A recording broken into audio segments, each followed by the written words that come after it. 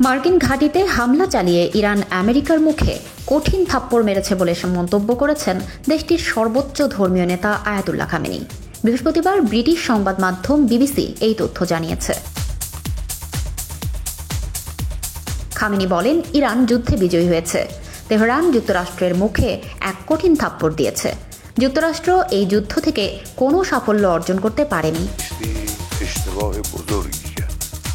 তিনি আরও বলেন, যুক্তরাষ্ট্র সরাসরি যুদ্ধে প্রবেশ করেছে, কারণ তারা মনে করেছিল ইসরায়েলি শাসন সম্পূর্ণরূপে ধ্বংস হয়ে যাবে। এজন্য তারা এই যুদ্ধে জড়িয়ে পড়েছে।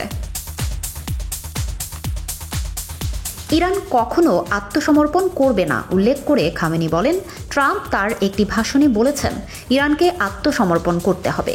ট্রাম্প সত্য প্রকাশ করেছেন যে মার্কিন যুক্তরাষ্ট্র কেবল ইরানের আত্মসমর্পণে সন্তুষ্ট হবে, কিন্তু ইরান কখনোই আত্মসমর্পণ করবে না, কারণ ইরানি জাতি শক্তিশালী।